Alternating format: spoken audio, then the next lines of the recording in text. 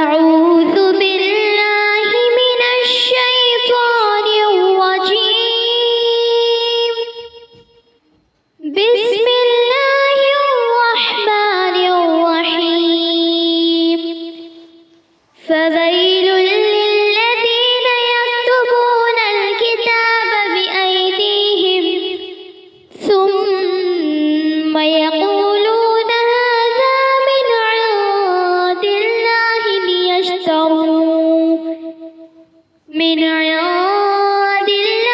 ليشتروا به ثمنا قليلا فويل لهم مما كتبت أيديهم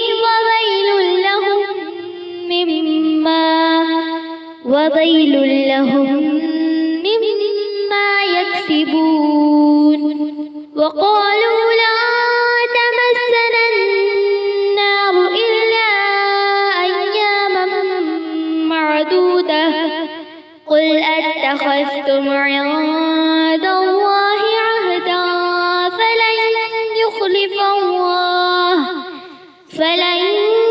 يخلف الله عهده أم تقولون على الله ما لا تعلمون. بلى من كسب سيئة وأحاطت به خطيئته فأولئك أصحاب النار هم فيها خالدون. والذين آمنوا وعملوا الصالحات أولئك أصحاب الجنة هم فيها خالدون. وإذ أخذنا ميثاق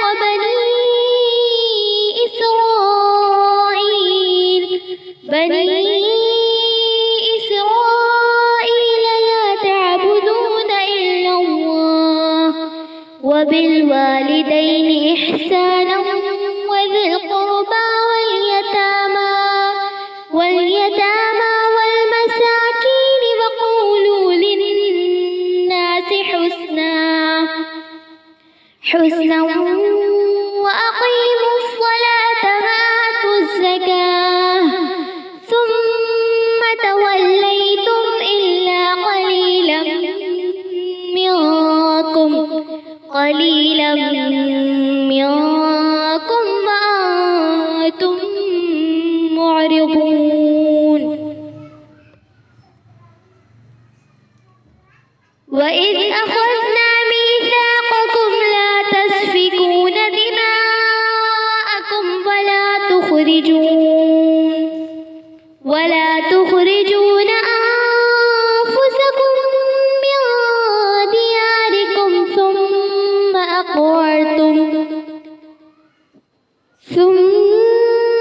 أقررتم وأنتم تشهدون. ثم أنتم هؤلاء تقتلون أنفسكم وتخرجون فريقا منكم من ديارهم تظاهرون عليهم بالإثم والعدوان وإن يأتوكم أسارى تفادوهم وهو محرم عليكم إخراجهم. أفتؤمنون ببعض الكتاب وتكفرون ببعض فما جزاء من يفعل ذلك منكم إلا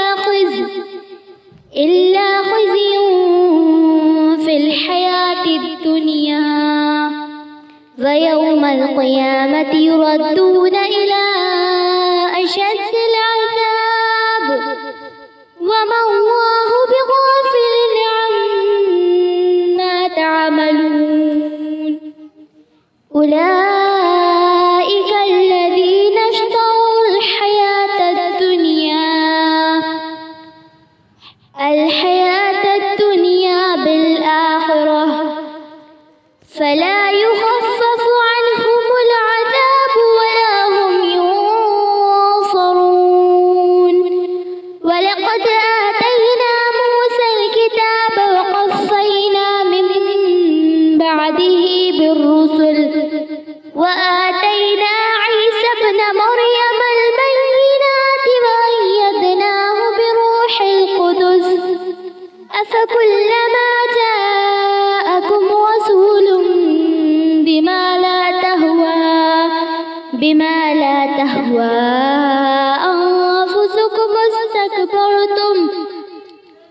ففريقا كذبتم وفريقا تقتلون وقالوا قلوبنا غلف بل لعنهم الله بكفرهم فقليلا ما يؤمنون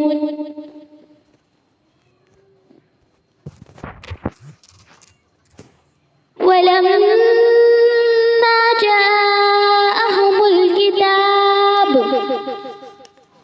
كتاب من عند الله مصدق لما معهم وكانوا من قبل يستفتحون على الذين كفروا فلما جاءهم ما عرفوا كفروا به فلعنة الله على الكافرين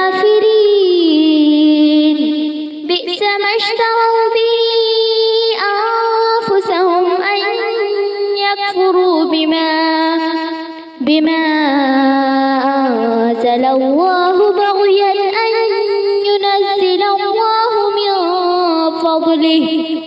من فضله على من يشاء من بعده فباءوا بغضب على غضب وللكافرين عذاب مهين وإذا قيل لهم آمنوا بما أنزل الله قالوا نؤمن بما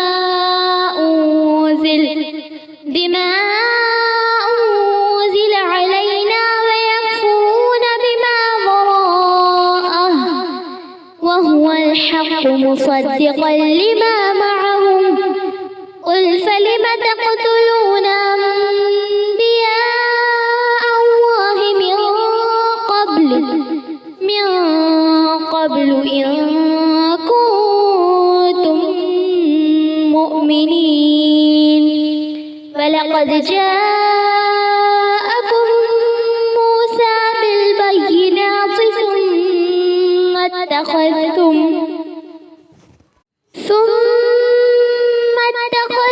العجل من بعده وأنتم ظالمون وإذ أخذنا ميثاقكم ورفعنا فوقكم الطور خذوا ما آتيناكم بقوة واسمعوا قالوا سمعنا وعصينا وأشربوا في قلوبهم العجل بكفرهم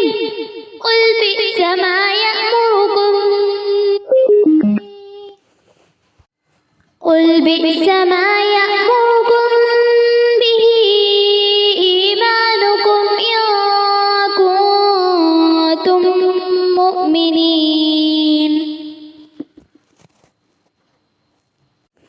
قل إن كانت لكم الدار الآخرة عند الله خالصة من دون الناس فتمنوا الموت إن كنتم صادقين ولن يتمنوه أبدا بما قدمت أيديهم والله عليم بالظالمين ولتجدنهم أحرص الناس على حياة ومن الذين أشركوا يود أحدهم لو يعمر 1000 سنة وما هو بمزحزحه من العذاب أن يعمر والله بصير بما يعملون قل من كان عدوا لجبريل فإنه نزله على قلبك بإذن الله مصدقا لما بين يديه وهدى وبشرى للمؤمنين من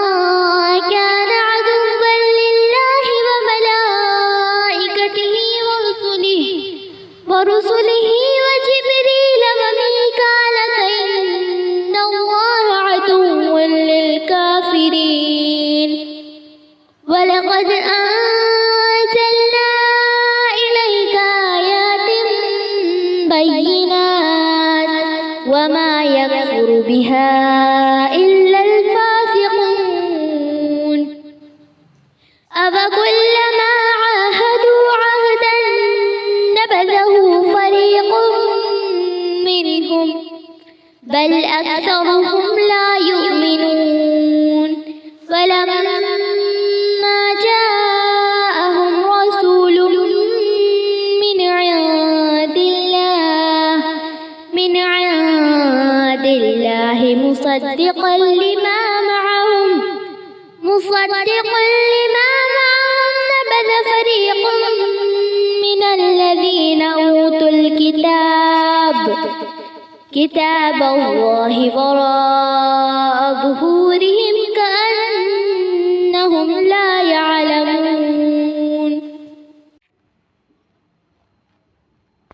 واتبعوا ما تتلو الشياطين على ملك سليمان وما كفر سليمان ولكن الشياطين كفروا يعلمون الناس السحر وما أنزل على الملكين ببابل هاروت وماروت وما يعلمان من أحد حتى يقولا إنما نحن فتنة فلا تكفر فيتعلمون منهما ما يفرقون به بين المرء وزوجه وما هم بالضارين به من أحد إلا بإذن الله ويتعلمون ما يضرهم ولا ينفعهم ولقد علموا لمن اشتراه ما له في الآخرة من خلاق ولبئس ما شروا به أنفسهم لو كانوا يعلمون ولو أنهم آمنوا واتقوا لمثوبة من عند الله خير لو كانوا يعلمون يا أيها الذين آمنوا لا تقولوا راعنا وقولوا انظرنا واسمعوا وللكافرين عذاب أليم ما يود الذين كفروا من أهل الكتاب ولا المشركين أن ينزل عليكم من خير من ربكم والله يختص برحمته من يشاء والله ذو فضل عظيم ما ننسخ من آية أو ننسها نأت بخير منها أو مثلها ألم تعلم أن الله على كل شيء قدير ألم تعلم أن الله له ملك السماوات والأرض وما لكم من دون الله من ولي ولا نصير أم تريدون أن تسألوا رسولكم كما سئل موسى من قبل ومن يتبدل الكفر بالإيمان فقد ضل سواء السبيل ود كثير من أهل الكتاب لو يردونكم من بعد إيمانكم كفارا حسدا من عند أنفسهم من بعد ما تبين لهم الحق فاعفوا واصفحوا حتى يأتي الله بأمره إن الله على كل شيء قدير صدق الله العظيم.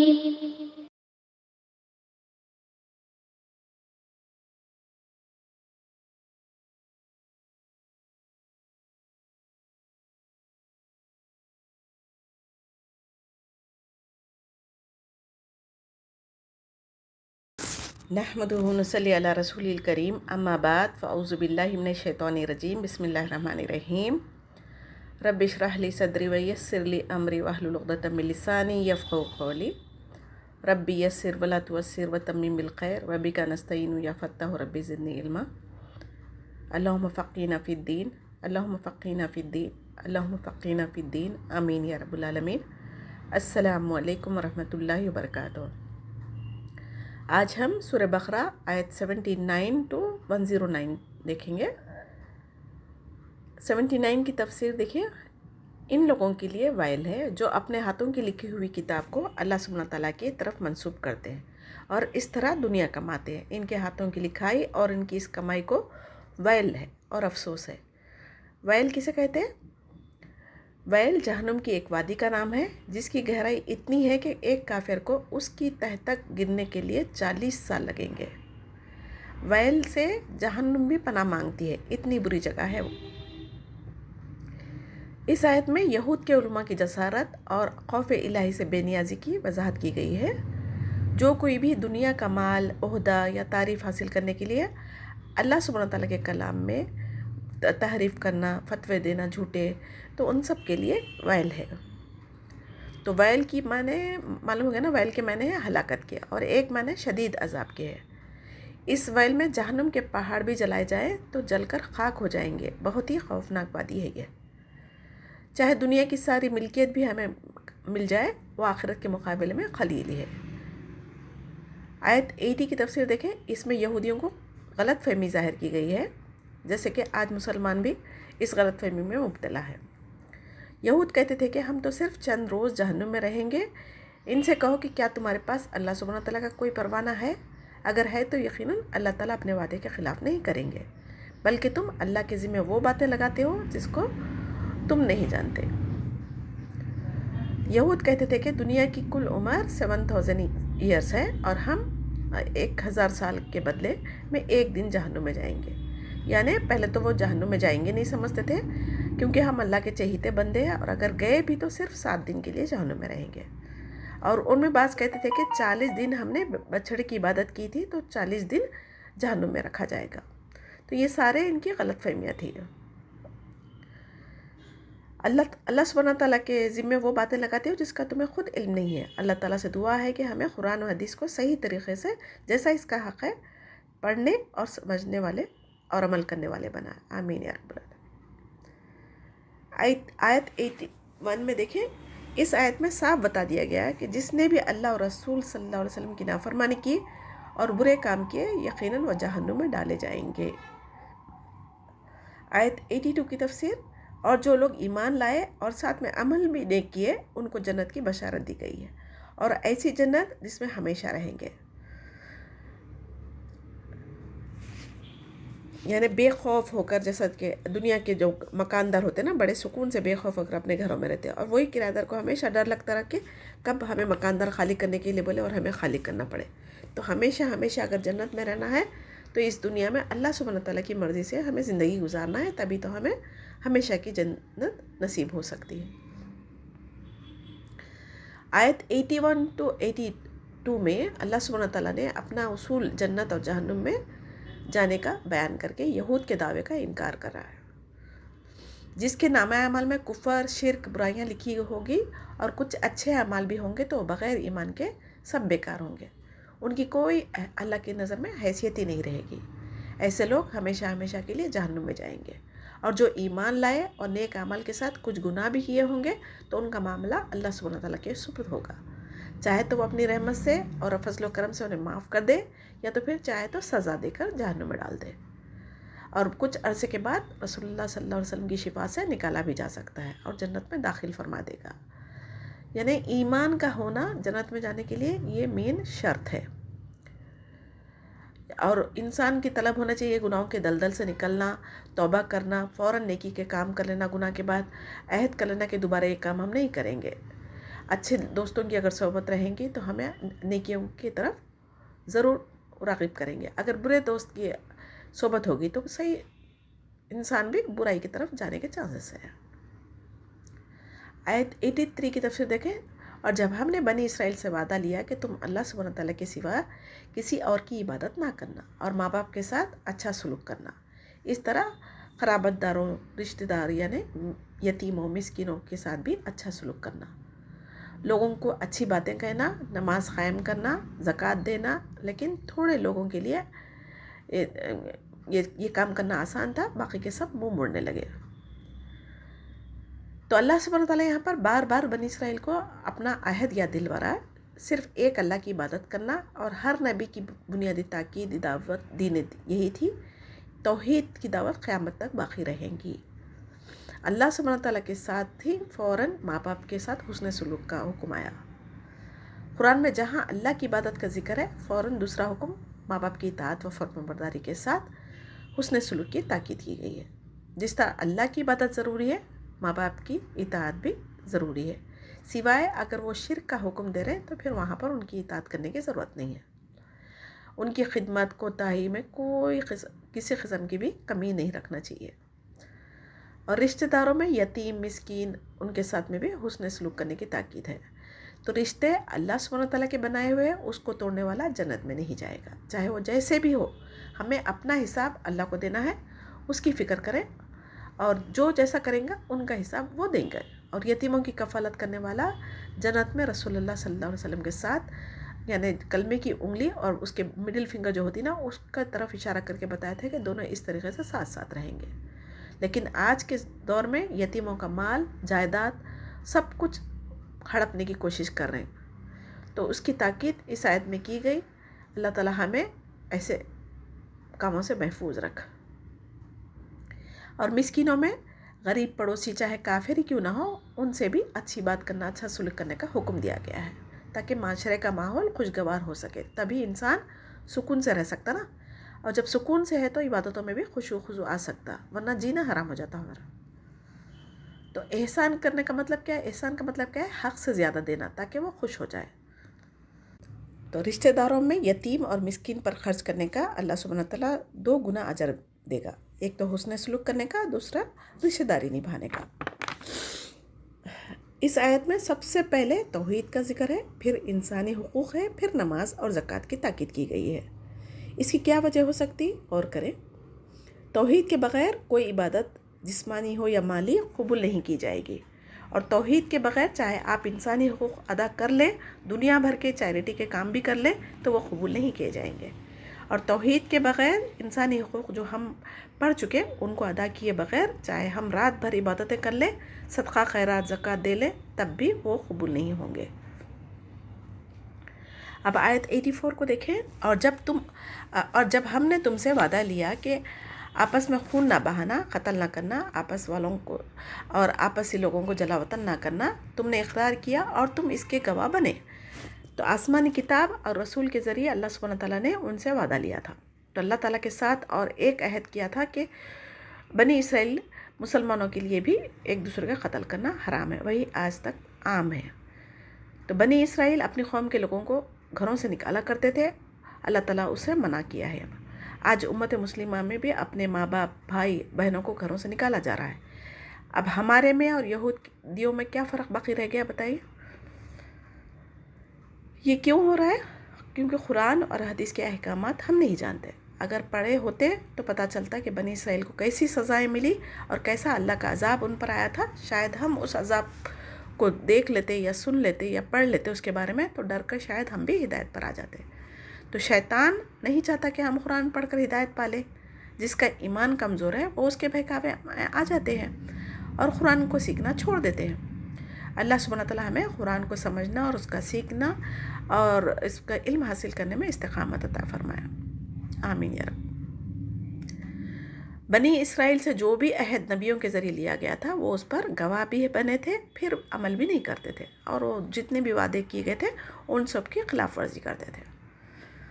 آیت 85 کی طرف سے دیکھیں۔ لیکن عہد کرنے کے بعد بنی اسرائیل نے آپس میں قتل بھی کیے اور جلا وطن بھی کیے، اور گناہ و زیادتی میں حق کا نہیں بلکہ اپنے پسند کے لوگوں کے ساتھ دیے، اور وہ قیدی بن کر تمہارے پاس آئے تو تم نے تورات کے مطابق فدیہ دے کر آزاد کر دے۔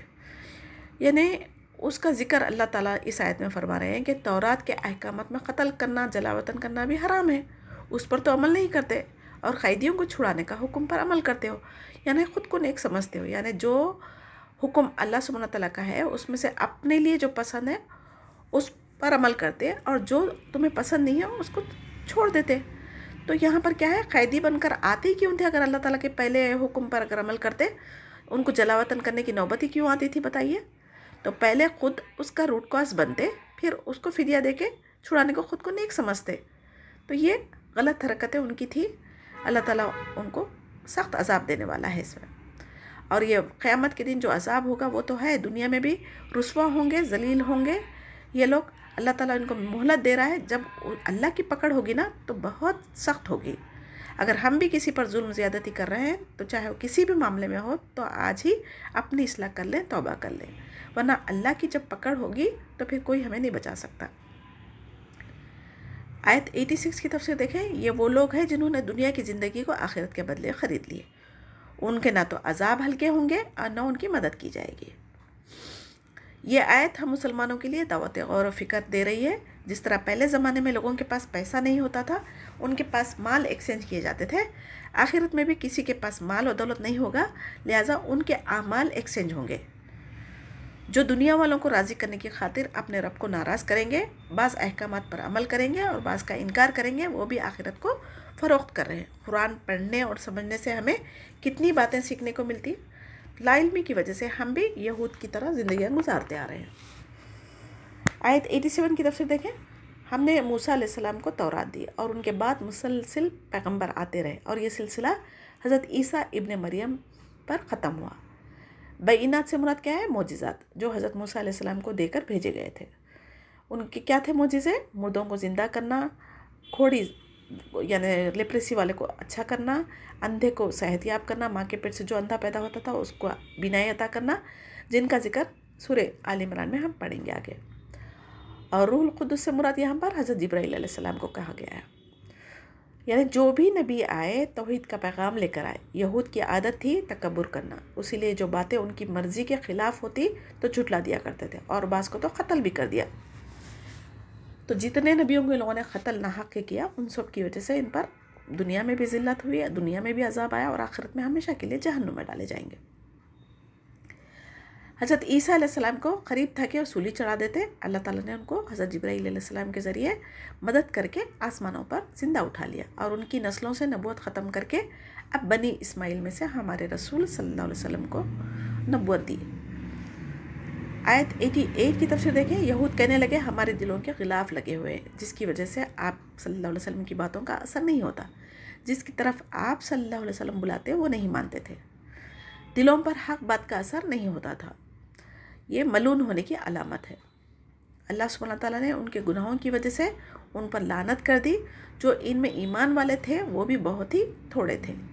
اکثر دنیا میں دیکھیں نا، نیک راستے پر چلنے والے، سیدھے راستے پر چلنے والے وہ بہت کم ہی ہوا کرتے. یہ فخر کے طور پر کہا کرتے تھے یا تنزیہ کرتے تھے کہ خود کو علم والے اور عقل مند سمجھتے تھے. لعنت کا مطلب ہے ہر خیر سے محروم کر دیے جانا. جس کے ساتھ بھلائی کا ارادہ کرتا اسے اللہ دین کی سمجھ عطا کرتا، اور جس پر لعنت کر دے وہ ہر خیر سے محروم ہو جاتے. آیت 89 کی تفسیر دیکھیں. یہود کی کتابوں کی تصدیق کرتی ہے. کون؟ یہ ہماری قرآن. پھر بھی اس پر ایمان نہیں لا رہے تھے، جبکہ وہ خود دعائیں کرتے تھے آخری نبی اور کتاب کے لیے. جب وہ آ جائیں گے تو ہم ان کے ساتھ مل کر کافروں سے لڑیں گے. مگر ان کو کیا گمان تھا؟ آخری نبی بھی ان کی نسلوں میں سے آئیں گے، اسی لیے ان کو انتظار تھا. لیکن جیسے ہی ہمارے نبی بنی اسماعیل میں پیدا ہوئے تو ان کا کیا ہو گیا معلوم ہے؟ حسد کی وجہ سے، تکبر کی وجہ سے، غرور کی وجہ سے ایمان نہیں لائے. یہود آپ صلی اللہ علیہ وسلم کو پہچان گئے تھے، اس کے باوجود کفر کرنے لگے، جس کی وجہ سے ان پر اللہ سبحانہ تعالیٰ نے لعنت فرمائی. آیت 90 کی دیکھیں. محمد صلی اللہ علیہ وسلم کے اوصاف تورات اور انجیل میں موجود تھے، جس کی وجہ سے اہل کتاب کو آپ صلی اللہ علیہ وسلم کا انتظار بھی شدت کے ساتھ تھا. لیکن نسلی حسد، جلن، تکبر کی وجہ سے آپ صلی اللہ علیہ وسلم پر ایمان نہیں لائے اور اپنے نفسوں کو بیچ ڈالا. قرآن اور رسول پر ایمان نہیں لانے سے اللہ تعالیٰ کی شان میں کوئی فرق نہیں آیا، بلکہ وہ اپنے نفسوں کو ہلاکت میں ڈال دیا. تو ہمیں اسے کیا پتہ چل رہا؟ حسد سے بچنا ضروری ہے. حسد اگر دوسروں کو نقصان نہیں پہنچا تو کم سے کم ہمارے خود کا سکون چین حرام کر دیتا. تو ہمیں اس بیماری سے بچنا چاہیے. اللہ سبحانہ تعالیٰ کا فضل یعنی نبوت اور آسمانی کتابیں جس بندے پر نازل فرمانا چاہے وہ اللہ کی مرضی ہے. اور کسی کو نعمتیں ملتی دیکھیں تو ہمیں بھی حسد جلن نہیں کرنا چاہیے بلکہ دعا کرنی چاہیے اللہ جو نعمتیں تو ان کو دینے پر قادر ہے ہمیں بھی عطا فرما. تو اللہ سبحانہ تعالیٰ نے انہیں غضب نازل فرمایا. دنیا میں رسوائی اور ذلت ہوئی اور مدینے سے نکالے گئے. آخرت میں ہمیشہ ہمیشہ کا آگ کا عذاب اللہ تعالیٰ نے تیار کر رکھا ہے کافروں کے لیے. آیت 91 کی تفسیر دیکھیں. جب یہود سے کہا گیا قرآن پر ایمان لے آؤ جو اللہ نے نازل کی ہے تو یہود کہتے تھے ہمارا ایمان اس کتاب پر ہے جو ہم پر نازل کی گئی یعنی تورات. اس وقت پھر یہ لوگ کیوں انبیاؤں کا قتل کیے؟ جب اس پر ایمان تھا تو پھر جبھی بھی تو تورات پر نہیں مانے نا. تو یعنی ان کی حجت ہمیشہ حق کے خلاف ہی رہی. تو یہود کا دعویٰ ایمان تورات پر بھی صحیح نہیں تھا جبکہ قرآن تو ان کی کتاب تورات کی تصدیق کرنے والی ہے جس کی فطرت میں ہی یعنی کفر کرنا ہے نافرمانی کرنا ہے حسد تکبر بھرا ہوا ہے. وہ لاکھ سمجھا لو نہیں مانتے نا. تو قرآن تمام آسمانی کتابوں کی تصدیق کرتی ہے. تو یہود کی جو عادت بن گئی تھی نبیوں کا انکار کرنا اور ان کا قتل کرنا یہ اور اللہ تعالیٰ کی نافرمانی کرنا. جب حد سے زیادہ نعمتیں مل جاتی نا تو ایسے ہی سرکش ہو جاتے لوگ. تو اللہ سبحانہ تعالیٰ مال دے کر بھی آزماتا. مال جب چھیننے بیٹھتا تو پھر کہیں کے نہیں رہتے. تو آیت 92 کی تفسیر دیکھیں. جب یہود کے پاس حضرت موسیٰ علیہ السلام واضح دلیلیں اور تورات لے کر آئے تھے تو اللہ کا توحید کا پیغام لے کر آئے تھے تو تم لوگوں نے موسیٰ علیہ السلام کو بھی تنگ کیا اور اللہ کو چھوڑ کر بچڑے کی پوجا شروع کر دی تھی. وہ کیوں کی تھی؟ اگر تورات پہ آپ کو ایمان لانا تھا جیسا کہ اب کہہ رہے ہیں موسیٰ علیہ السلام کے گزر جانے کے بعد جب دوسری آسمانی کتاب آ چکی تو جب کہہ رہیں گے ہم تورات پر ایمان لائیں گے تو اس وقت کیوں نہیں ایمان لائے؟ کیوں نبیوں کو ستائے تنگ کرے حضرت موسیٰ علیہ السلام کو تنگ کرے؟ تو اصل میں یہود تھے ہی بڑے ظالم لوگ. آیت 93 کی تفسیر دیکھیں. یہود مدینے سے اللہ سبحانہ تعالیٰ نے موسیٰ علیہ السلام اور تورات کی نعمت کو یاد دلا رہا ہے کہ اس کے باوجود تمہاری نافرمانی کی وجہ سے کوہ طور کو تمہارے اوپر لا کھڑا کر دیا تھا. تم نے وعدہ کیا تھا کہ تورات کو مضبوطی سے پکڑیں گے یعنی اس پر عمل کریں گے. تو وعدہ زبان سے تو کر لیا مگر دل سے نافرمانی کی اور ان کے دلوں میں بچھڑے کی محبت بھر دی گئی تھی. ان کے کفر کی وجہ سے ان کی آنکھ اندھے ہو گئی تھے کان بہرے ہو گئے تھے اور دوران خون میں جس طریقے سے جسم میں خون گردش کرتا اسی طریقے سے ان کے دلوں میں بچھڑے کی محبت بھر گئی تھی. تو لا اکراہ فی الدین ہم آگے پڑھیں گے. دین میں کوئی زبردستی نہیں ہے. یہ آیت ان کے لیے جو ابھی کافر ہے جو ایمان لا چکے. تو ایمان لانے کے بعد جو اللہ تعالیٰ کے احکامات پر عمل کرنا ضروری ہے نا. تو جو بھی عمل کریں گے ان سے اللہ تعالیٰ راضی ہوگا. قرآن کے حقوق 5 ہے. قرآن پر ایمان لانا اس کا پڑھنا اس کو سمجھنا اس پر عمل کرنا اور دوسروں تک پہنچانا جب تبھی قرآن کا ہم حق ادا کر سکیں گے. علم کے بھی درجے 5 ہے. تو علم جب حاصل کرنے کے لیے بیٹھتے تو انسان کو سب سے پہلے کیا کرنا چاہیے؟ خاموش رہنا چاہیے. توجہ سے سننا چاہیے. جو کچھ سنے اس کو یاد کرنا چاہیے. جو علم حاصل کرے اس پر عمل کرنا چاہیے. جو علم حاصل ہو دوسروں تک پہنچانا چاہیے. تو یہود خود کو مومن کہتے تھے اور سمجھتے تھے کہ یہود کا ایمان انہیں برا حکم دے رہا تھا. یعنی بار بار پانی کے قطرے گرنے سے ایک پتھر میں بھی سوراخ ہو جاتا مگر دلوں پر اثر یہودیوں کے نہیں ہوتا تھا. یہ پتھر سے بھی زیادہ سخت ہو گئے تھے لوگ. آیت 94 کی تفسیر دیکھیں. اس آیت میں اللہ سبحانہ تعالیٰ چیلنج کیے اگر آخرت کا گھر یعنی جنت صرف تمہارے ہی لیے ہے کسی اور کے لیے نہیں ہے اور تم خود کو اللہ کے چہیتے سمجھتے ہو تو آؤ موت کو طلب کرو اور سچائی کا ثبوت دو. کیونکہ یہودی دعویٰ کرتے تھے وہ جہنم میں ہرگز نہیں جائیں گے تو ان کو دعوت مباہلہ کا حکم دیا تھا. اسی طرح آج مسلمان بھی جنت میں جانے کا دعویٰ کرتے ہیں اور وہ کہتے ہیں کہ ہم کلمہ گو ہے تو جہنم میں نہیں جائیں گے. تو ایمان کے ساتھ عمل صالح بھی ہونا ضروری ہے جنت میں جانے کے لیے. تو ہو بہو آج کی امت مسلمہ بھی یہود کی کاپی کرتی جا رہی ہے. اللہ تعالیٰ ہمیں ایسے اعمال سے بچائے جو اللہ کو ناراض کرنے والے ہیں. اللہ تعالیٰ سے دعا ہے کہ ہمیں اپنی شریعت کا صحیح علم عطا کرے اور شریعت کے مطابق زندگی گزارنے والا بنائے۔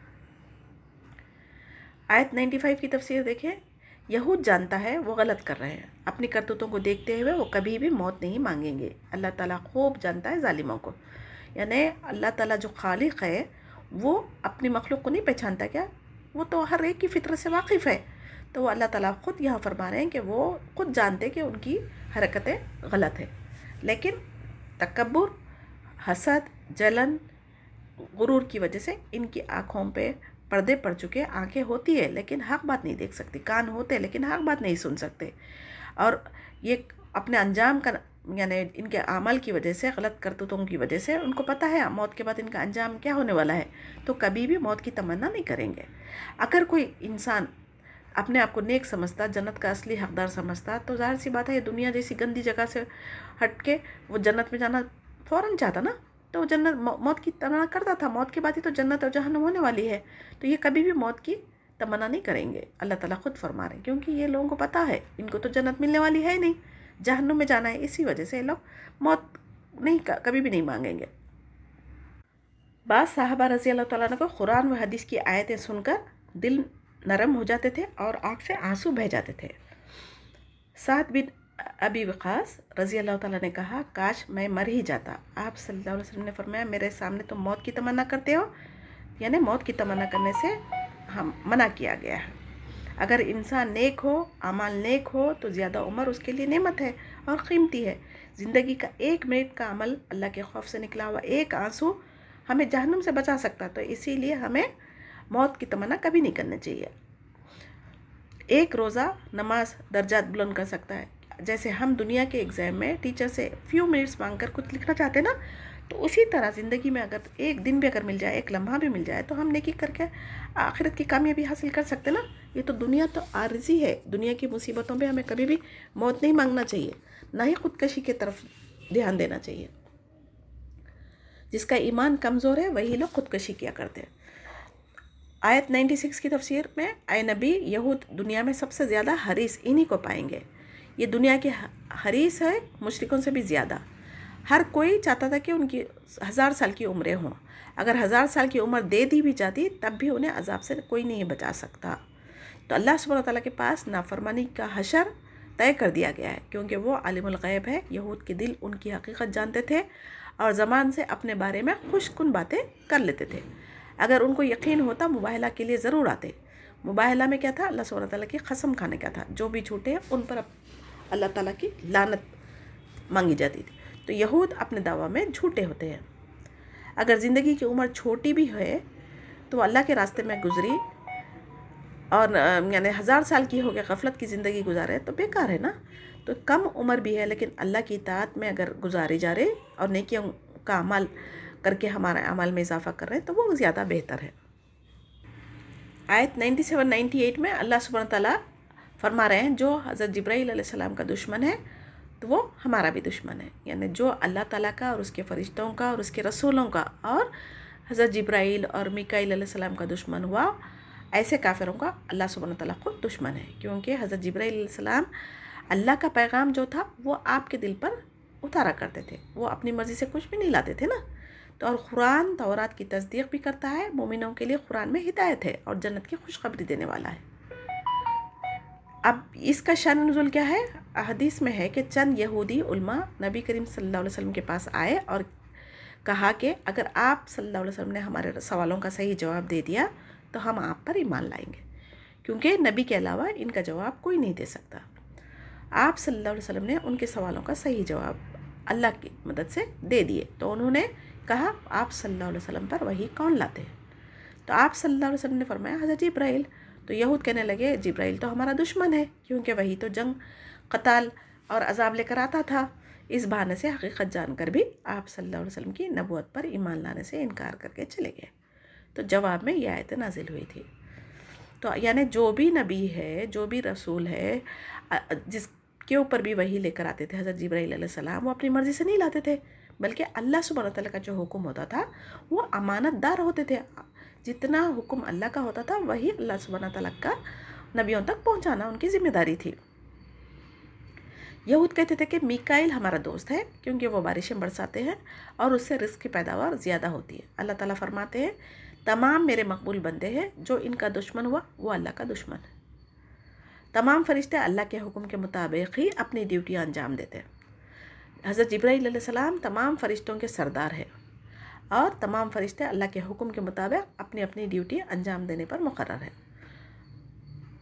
आयत 97 में बता दिया गया है कि कुरान आप सल्लल्लाहु अलैहि वसल्लम के दिल पर उतारा गया है, तो हमें भी कुरान को दिल से पढ़ना चाहिए, तभी हमें फ़ायदा दे सकती। आयत 99, और यकीनन हमने आप सल्लल्लाहु अलैहि वसल्लम की तरफ रोशन दलीलें भेजी है जिसका इनकार सिवाय कुफ़ार के कोई नहीं कर सकते। रोशन दलीलों से मुराद कुरान है। इसे खोल खल कर आसान अल्फाजों में मिसालें देकर समझाया गया है। फासिक वो है जो शरई हुदत से निकल जाता है। नाफरमान लोगों को फासिक कहते हैं, जो ख़ुद को कुरान पढ़कर भी बदलना नहीं चाहते, ऐसे लोग फासिक हैं। आयत 100 में ये लोग जब भी कोई अहद करते तो उनकी एक जमात उसे तोड़ देती, बल्कि इनमें अक्सर ईमान से खाली होते। इसराइली नबियों की कुछ बातें मानते थे और जब उनकी मर्ज़ी के ख़िलाफ़ कोई आयतें होती तो उसका इनकार करते थे। अब नबूवत उनकी नस्ल से मुंतकिल होकर बनी इस्माइल में आ गई तो हसद, जलन और तकब्बुर की वजह से कुरान को और आप सल्लल्लाहु अलैहि वसल्लम को मानने से इनकार ही कर दिया। आयत 101 में देखें, जब कभी उनके पास अल्लाह का कोई रसूल उनकी किताब की तस्दीक करने वाला आता तो उन अहले किताब के एक ग्रुप हमेशा अल्लाह की किताब को इस तरह पीठ पीछे डाल देता गोया कि जानता ही नहीं। तो आप सल्लल्लाहु अलैहि वसल्लम को यहाँ पर तसल्ली दी जा रही है कि हमने आपको रोशन आयतें देकर भेजा है। जो यहूद के ईमान लाना चाहे या ना चाहे उसे कोई फ़र्क पड़ने वाला नहीं है। जो यहूद की किताब तौरात में आप सल्लल्लाहु अलैहि वसल्लम पर ईमान लाने का वादा भी मौजूद था, उसको देखकर उन्हें आप सल्लल्लाहु अलैहि वसल्लम पर सबसे पहले ईमान लाना चाहिए था, लेकिन उन लोगों ने हसद तकब्बुर की वजह से अहद तोड़ दिया। तो ये तो कुछ लोगों की आदत ही बन गई थी। तो पहले कोई अहद कर लेते थे, फिर उसके बाद फौरी तोड़ देते थे। अब कुरान को भी पीछे डाल दिया जैसे कि जानते ही नहीं। लेकिन हम कुरान को समझ कर अगर पढ़ेंगे, अल्लाह ताला की ताकीदी हुक्म क्या है वो मालूम हो जाएगा, तो हम उस पर ईमान के साथ अमल भी करने ज़रूरी हो जाएगा, और अमल करेंगे तभी तो हमें जन्नत पक्की होगी। और गौर से अल्लाह का कलाम सुनने से क्या होता, हमारे दिलों पर असर करता। मजबूती से पकड़ो का मतलब ये आलम इंसान को मुखातिब किया जा रहा है। जब भी अल्लाह का हुक्म हो रहा, कुरान की आयतें पढ़ी जा रही है, उसको गौर से सुने और उसको मजबूती से बोले तो अपनी ज़िंदगियों में शरीयत पर अमल करना। कुरान हमारी अलमारियों में महफूज सजा कर रखी हुई है, और उसको हम अगर ग़िलाफ़ों में सजा कर रख दिए, उसको अहमियत दे रहे हैं, उसको बहुत इज़्ज़त दे रहे, तो इससे उसका हक़ अदा होने वाला नहीं है जब तक हम कुरान को पढ़कर उसके मुताबिक ज़िंदगी नहीं गुजारेंगे, कुरान से अपना ताल्लुक़ मजबूत नहीं करेंगे, अल्लाह को राज़ी नहीं कर सकेंगे। चाहे आप बड़ी सी बड़ी यूनिवर्सिटी में जाके दाखिला ले ले और बड़े से बड़े सर्टिफिकेट्स आपको हासिल क्यों ना हो जाए, आप दुनिया में उन डिग्रियों पे फ़ख्र कर सकेंगे, लेकिन कुरान का इल्म हमें सिर्फ़ आखिरत की नजात के लिए ज़रूरी है। और दुनिया में भी कामयाब होगा ऐसा इंसान, और आखिरत की कामयाबी होगी। अगर जब आप दुनिया की तो डिग्रियां हासिल कर ली, अगर कुरान से दूर है तो आपको कोई वहाँ पर डिग्री अल्लाह के अज़ाब से नहीं बचा सकती। आयत 102 को देखें। इस आयत में अल्लाह सुब्हानहू तआला ने यहूद की शरारतें बयान की है, यानी यहूदियों ने अल्लाह की किताब और उसके अहद को तोड़ा और उसकी परवाह ही नहीं की। ऊपर से शैतान के पीछे लगकर जादू सीखने लगे और दावा किया कि हज़रत सुलेमान अलैहिस्सलाम भी जादूगर थे। नाउज़ बिल्लाह, अल्लाह के पैगंबर नहीं थे, ये जादू से हुकूमत करते थे। तो जादू के ज़ोर से ही हुकूमत करते थे। एक नबी के बारे में बोलना ये कितनी बड़ी तौहीन है अल्लाह के और अल्लाह के रसूल के। तो अल्लाह ताला ने फरमाया हज़रत सुलेमान अलैहिस्सलाम ने जादू नहीं किया, ये तो काफिरों का काम है जादू करना, आप तो मोमिन थे। तो शान नुज़ूल इसमें क्या है, इसका हज़रत सुलेमान अलैहिस्सलाम के ज़माने में जादूगरी का सिलसिला आम हो गया था, जिसको शैतान आसमानों से सुनकर नुजूमी काहिनों से कहते थे। फिर वो आवाम को क्या करते थे, उसमें 10 झूठ मिला के उनको जाल में फांसा करते थे। अल्लाह ताला ने बाबिल शहर में 2 फरिश्ते हारूत और मारूत को भेजा था, जो जादूगरी का इल्म देकर भेजा था, और वो उस वक्त तक किसी शख्स को भी जादू नहीं सिखाते थे जब तक उनको ये ना बता दें कि हम आजमाइश है और ये कुफर का काम है, ये जादू का इल्म ना सीखे। लेकिन फिर भी लोगों ने جادو سیکھا. اس کا مقصد یہ تھا کہ انبیاء اور رسولوں کے ہاتھوں ظاہر شدہ معجزوں کو، اس وقت کے لوگ جادو کا سمجھتے تھے نا، تو جادو میں اور معجزوں میں فرق کرنا سکھانا مقصود تھا. تو فرشتوں کو آزمائش بنا کر بھیجا گیا تھا. کون جادوگر ہے، کون معجزے لے کر آیا، یہ ایمان والوں پر واضح ہونا چاہیے تھا. لیکن ان لوگوں کے لیے جو آزمائش تھی ان پر وبال بن گئی. ان لوگوں نے جادو کرنا سیکھا اور اسے لوگوں میں فساد پھیلایا. اور دوسرا مقصد کیا تھا؟ بنی اسرائیل کا وہ فرشتوں کے پیچھے پڑھ کر جادو سیکھتے تھے. ان کی اخلاقی گراوٹ کا یہاں پر پتہ چلتا ہے. اور معجزے جو ہوتے تھے نا، میراکلز جو ہوتے تھے نا، اس میں اور جادو میں فرق کو سمجھنے کے بجائے اس کو سیکھ کر کیا کرے وہ لوگ؟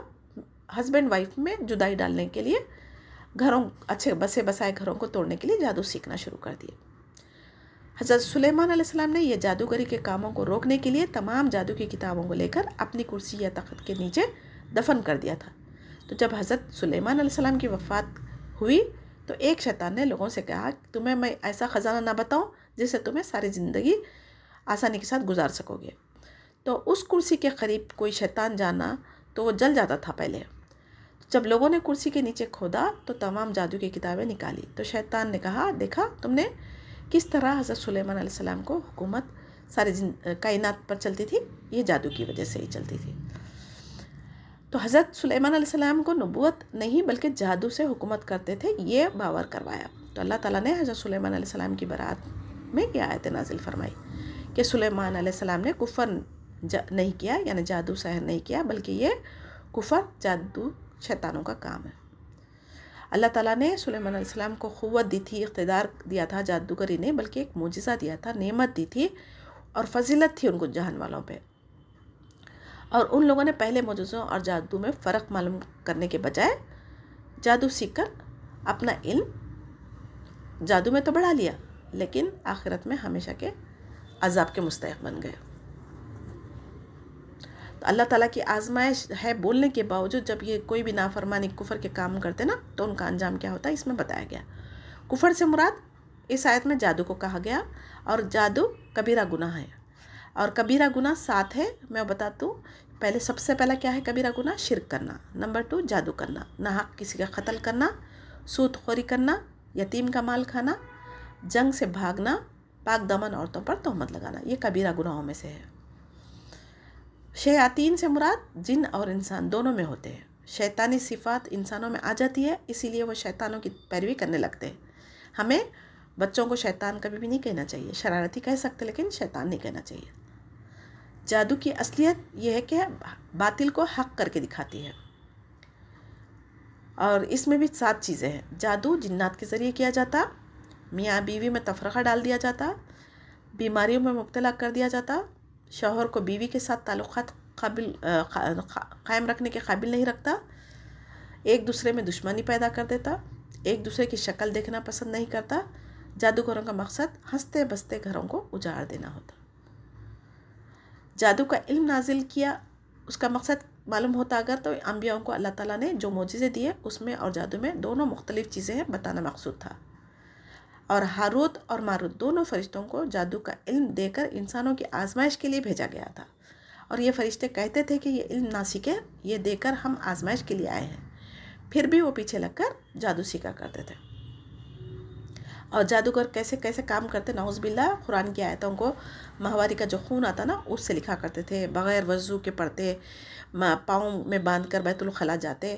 یعنی شیطان کو راضی کرنے کے جو کام کرتے اسی کے بعد شیطان ان کے قابو میں آتا. تو اللہ تعالیٰ جو کام سے منع کیا وہ سب چیزیں کرتے، شرک کے کام کرتے، نافرمانیاں کرتے، جنات کو خوش کرنے کے لیے، تب جا کے ان کے کام کرنے کے لیے جادوگر کے وہ پلے پڑتے. سمجھیے جب تک اللہ کا حکم نہ ہو جادو بھی اثر نہیں کر سکتا. اسی لیے ہمیں صبح شام کے اذکار پڑھنا چاہیے. جب تک ہم اللہ کی پناہ میں رہیں گے کوئی بھی ہمیں نقصان نہیں پہنچا سکتا. حاجت روا، مشکل کشا جو کچھ بھی ہے، مسلمان کا توکل اللہ سبحانہ تعالیٰ پر ہونا چاہیے. جادو برحق ہے لیکن اس کا اثر اللہ کے حکم سے ہوتا. تو ہمیں جادو سے بچنے کے لیے جو قرآن کی آیتیں، سورہ بقرہ کی آیتیں ہیں، آیت الکرسی ہے، آخر کی 2 آیتیں ہیں، معوذتین ہیں، یہ سب پڑھنے کا حکم ہے. اور حدیث میں بھی بہت ساری دعائیں ہیں نا، وہ اہتمام کر لیں گے تو ہمیں کوئی دنیا کی طاقت نقصان نہیں پہنچا سکتی. آیت 103 میں دیکھیں قرآن کی آیتوں کو الٹا لکھنا اور خانے بنا کر عادات لکھنا، شکلیں بنانا تعویذوں وغیرہ میں اکثر ہم دیکھتے.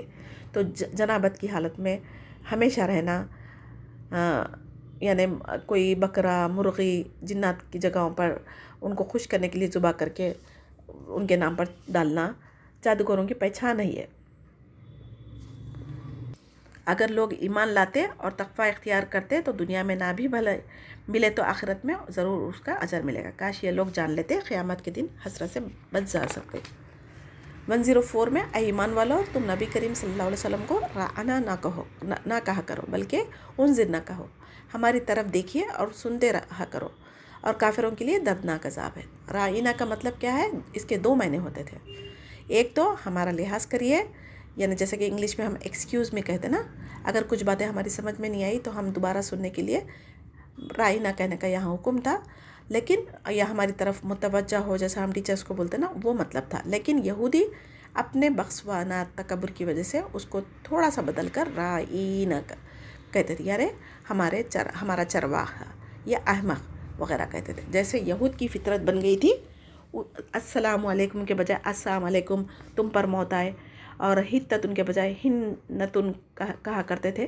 تو انظرنا کہنے کا یہاں پر اللہ تعالیٰ نے حکم دیا، یعنی رائنا کے بجائے اللہ تعالیٰ نے انظرنا کہا، کیونکہ ان کی خصلت سے تو باز نہیں آتے. تو اسی لیے اللہ تعالیٰ مومنوں کو وہ الفاظ ہی استعمال کرنے سے منع کر دیا. اس سے ہمیں 2 باتیں سکھائی گئی. ایسے الفاظ جس کے استعمال سے تنقید و اہانت ہو، اس کو ادب احترام کے لیے استعمال نہ کریں.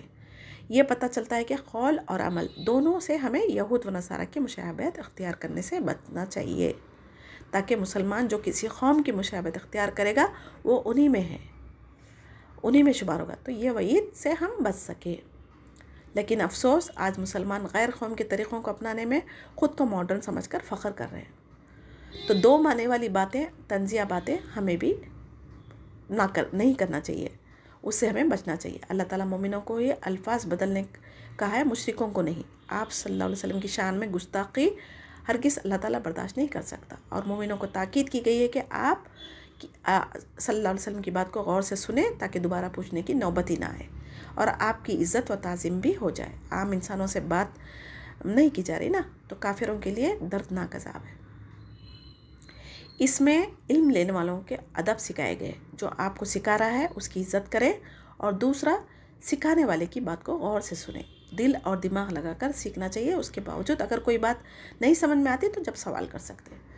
سوال کرنے میں بھی آپ کا انٹینشن یہ ہونا چاہیے کہ آپ کو اس سے علم حاصل کرنا ہے، نہ کہ اس پہ تنقید کرنے کے لیے.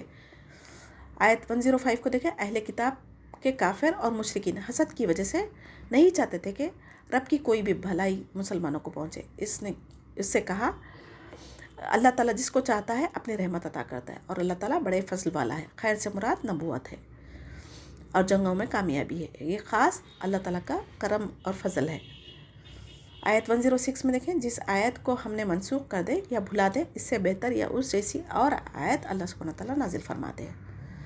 اللہ تعالیٰ ہر چیز کی قدرت رکھتا ہے. قرآن میں بعض آیتیں منسوخ کر دی گئی ہے. اس کا مطلب یہ ہے کہ حکم کو بدل کر دوسرا حکم نازل کیا گیا ہے. یہود کو ایک اور موقع مل گیا تھا کہ اعتراض کرنے کے لیے. قرآن اگر اللہ کی کتاب ہے تو پھر کیوں بدل جاتا ہے؟ تو اللہ تعالیٰ 3 طرح سے قرآن میں نسخ فرمایا ہے. ایک کیا ہے؟ تلاوت مٹا دی گئی، یعنی منسوخ کی گئی، لیکن حکم باقی رہا. مثال کے طور پہ رضاعت، دودھ پلانے کی عمر کے بارے میں. اور نمبر 2، تلاوت اور حکم دونوں منسوخ کر دیے گئے. اور نمبر 3، تلاوت باقی ہے لیکن حکم منسوخ ہو گیا. اور کئی مقامات پر سورہ بقرہ کی آیت 181 میں وصیت کا حکم، مگر جب سورہ نساء میں وراثت کا حکم آنے کے بعد وصیت کا حکم منسوخ ہو گیا تھا، مگر اللہ تعالیٰ باقی رکھا تلاوت اس کی. تو اللہ سبحانہ تعالیٰ جو چاہے ناسخ کر سکتا ہے، جو چاہے منسوخ کر سکتا ہے. مومن کی 3 نشانیاں بتائی گئی یہاں پر. انسان کو سب سے زیادہ اللہ اور رسول سے محبت ہونی چاہیے. دوستی اور دشمنی کسی سے کرے تو اللہ سبحانہ تعالیٰ کی خاطر کریں. کفر کی طرف لوٹنا اس کو اتنا ہی مشکل لگے جیسے آگ میں زندہ جلا دینا. اللہ تعالیٰ ہمیں مومن لوگوں کی زمرے میں شامل فرمائے، آمین. آیت 107 کو دیکھیں. کیا تجھے معلوم نہیں کہ زمین و آسمان کا مالک صرف اللہ سبحانہ تعالیٰ ہی ہے؟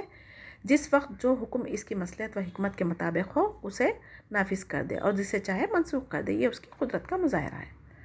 جب اللہ تعالیٰ ہی زمین و آسمان کا مالک ہے تو حکم بھی اسی کا چلے گا نا. ہمیں ہر حال میں سمیعانہ و اطاعہ کہنا چاہیے.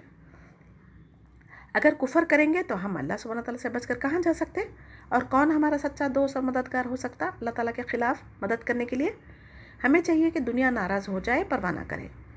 اللہ اور رسول کی اطاعت کرنی چاہیے تاکہ اللہ کو راضی کرے. آیت 108 میں کیا تم اپنے رسول سے یہی پوچھنا چاہتے ہو جو اس سے پہلے موسیٰ علیہ السلام سے پوچھا گیا تھا؟ ایمان کو کفر سے بدلنے والے سیدھے راستے سے بھٹک جاتے ہیں. تو اس آیت میں مسلمانوں کو منع کیا جا رہا ہے کہ موسیٰ علیہ السلام کی قوم کی طرح کثرت سے سوال نہ کرے. تو غیر ضروری سوالات کرنے سے انسان صراط المستقیم سے بھٹک جاتا ہے اور کفر کی طرف راغب ہو جاتا ہے. تو فضول باتیں کرنا، کثرت سے سوال کرنا، فضول خرچی کرنا یعنی مال ضائع کرنے سے اللہ اور رسول نے منع فرمایا ہے. یہود کثرت سے سوال اعتراض کی نیت سے کرتے تھے. جس وقت قرآن ابھی نازل ہو رہا تھا اگر کوئی صحابہ کے سوال کرنے پر کوئی حکم نازل ہو جاتا تو پھر اس پر عمل کرنا مشکل ہو جاتا. اور جیسے یہودی عمل نہیں کرنے کی وجہ سے ہلاک ہوئے وہ ہماری بھی ہلاکت کا سبب بن سکتا تھا. جیسا کہ بعض صحابہ سوال کر رہے تھے کہ ہر سال حج کرنا فرض ہے کیا؟ اگر نبی کریم صلی اللہ علیہ وسلم ہاں کہہ دیتے تو پھر امت کے لیے مشکل ہو جاتی تھی. آیت 109 کو دیکھیں. اہل کتاب کے اکثر لوگ حق واضح ہو جانے کے بعد صرف حسد و بغض کی بنا پر امت مسلمہ کو بھی ایمان سے ہٹا دینا چاہتے تھے. تو تم بھی ان کو معاف کر دو اور اگنور کر کے اللہ تعالیٰ کا جو حکم ہے اس پر عمل کرنے کی کوشش کرو. ہر قوم میں بہت کم لوگ اپنے حق پر ہوتے ہیں. آج بھی یہی حرکتیں یہود اور مشرکین جاری رکھے ہوئے ہیں. حسد کی بیماری سے انسان ہمیشہ خود کو ہلاک کر لیتا ہے. جب بھی ایسے خیالات آئے، وسوسے دل میں آئے تو اس کو عمل میں نہ لائے اور اللہ تعالیٰ سے پناہ مانگے. جو نعمت اور خیر اللہ انہیں عطا کیا تو ہمیں بھی عطا کر سکتا. ہر صاحب نعمت حسد کیا جاتا ہے. تو لوگوں کے حسد سے بچنے کے لیے ہمیں اذکار کی پابندی کرنا چاہیے. اللہ تعالیٰ کی نعمتوں کو ظاہر کرتے نہ پھرے. حسد سے پناہ مانگنی چاہیے. حسد سے انسان خیر سے محروم ہو جاتا ہے. اہل کتاب جانتے تھے آپ صلی اللہ علیہ وسلم برحق ہے، پھر بھی کفر حسد کی بنا پر کرتے تھے نا. تو قیامت کے دن مسلمانوں سے بھی وہ حسد کرتے رہیں گے. اسی لیے اللہ تعالیٰ فرما رہے ہیں ان کو معاف کر دیں، اللہ کے احکامات کو سیکھیں اور اس پر صبر کے ساتھ عمل کرتے رہیں تاکہ فتنہ اور فساد سے خود کو بچا سکیں. ان کا مقابلہ کرنے کی ضرورت ہی نہیں ہے، نہ ان کے معاملے میں پڑھنے کی ضرورت ہے. تو ان کا جو بھی معاملہ ہے ان سے انتقام لینے کے لیے اللہ سبحانہ تعالیٰ کافی ہے.